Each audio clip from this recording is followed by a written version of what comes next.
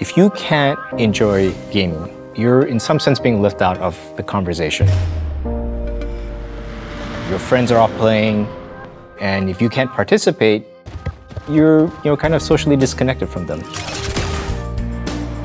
Project Leonardo, with the help of the community, with the help of accessibility experts, has been realized today as the access controller.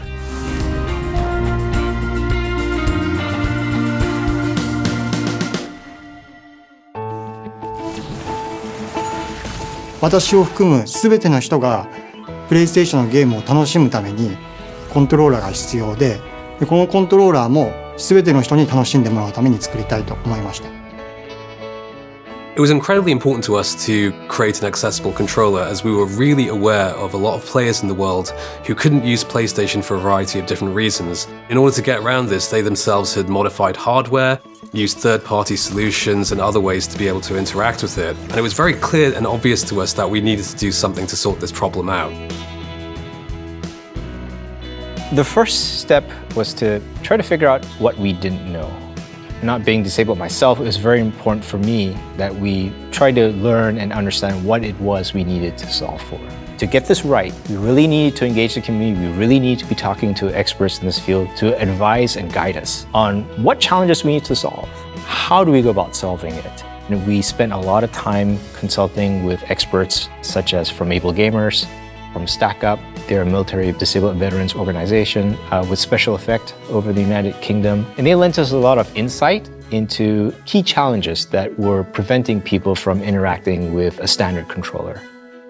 In consultation with the community, in consultation with experts, we went through very extensive prototyping phase, a much longer prototyping phase than we typically have, across 3 continents, gathering data.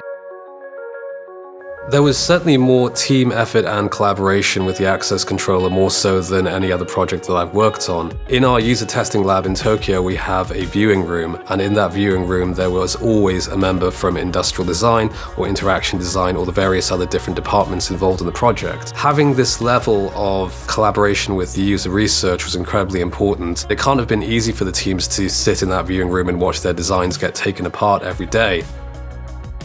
ユーザーさんの語っていることを聞くっていうのもすごく大事だったんですけども、彼らの行動を観察することをすごく重要視しました。なぜその行動がうまくいかなかったのか、なぜ操作ができなかったのかっていうことを、その解決策が見つかることが結構多かったと思っています。ハードウェアとしてはプロトタイプを何種類も作りました。その都度ユーザーさんにテストをしてもらって、で評価を聞いて、でそのフィードバックに合わせてまた次のプロトタイプで改善をしていくといったことを何度も繰り返しました。Because it was a new concept, there was a lot of understanding of the target user first. My design partner, he's really good at creating high fidelity prototypes. プロモーションムービーのプロトタイプとかも作って、実際にユーザーテストをする前に、その PS5 で操作する前に、そういうプロモーションムービーを見て、情報を見てからやってもらうとか、より現実的な環境でユーザーテストするっていうのを準備してました。When we actually got the user test results, our assumptions were wrong.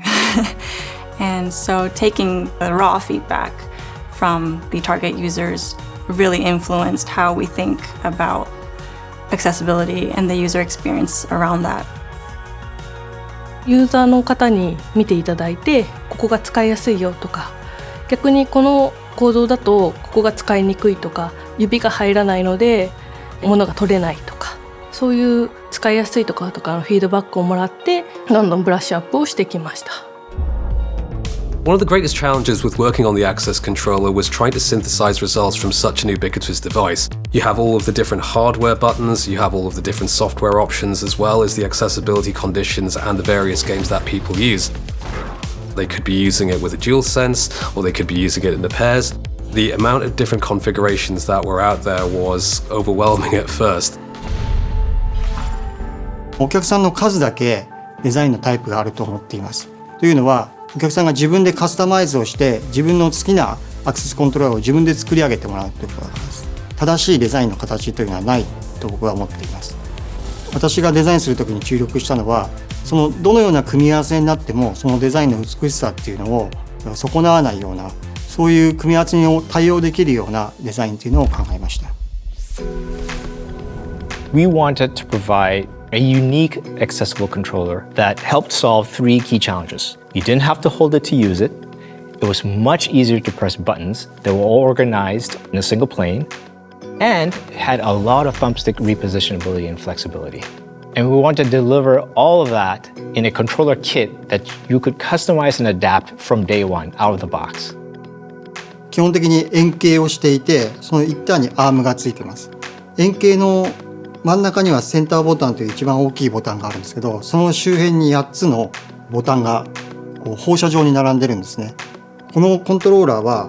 方向についてもお客さんが自由に設定することができます。上も下も右も左もお客さんの自由なんですね。なんでどのように置いても同じようにボタンの配置が操作できるように円形にデザインされているんですけど、その時にそのボタンの特徴だけを変えることで、お客さんが自由な方向に置いて、その場所で一番適切なボタンの配置っていうのをつけられるようにしてます。フラットボタンっていうのをまず僕らとしては標準と定めてそれを用意したんですけど、実際一番ユーザーさんに人気があったのはピローボタンっていう枕のような形をしたボタンキャップ、それが一番触り心地だったり使い心地がいい。スティックキャップと高さが近くなるんですよ。そうすると手の移動距離が短くて操作できるっていうのが、そういったフィードバックがユーザーさんからありまして、それが大事だったんだって気づかされましたね。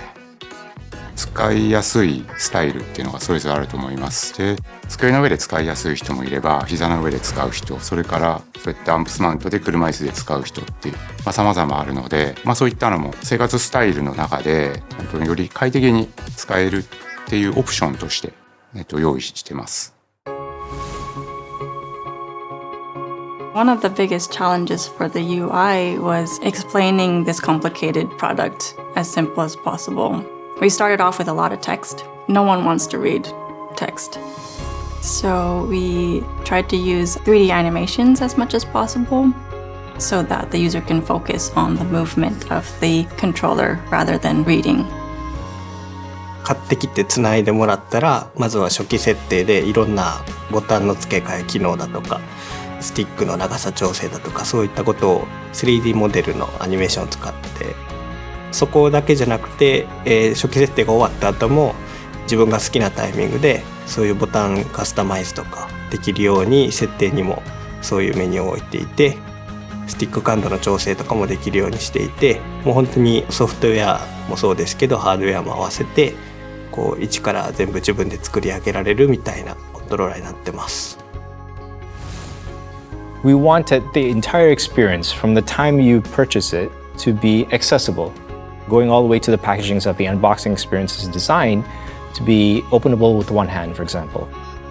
普段の商品にはつけてないんですけど、今回丸い穴を開けて、指を引っ掛けられるような構造を追加したり、シールのカットの部分に関しても2箇所丸い取り付けれるんですが、これは右手でも左手でもユーザーさんがどちらを使ってでも開けられるようにした方がいいっていうのをチームメンバーで話して今の形状にしてます。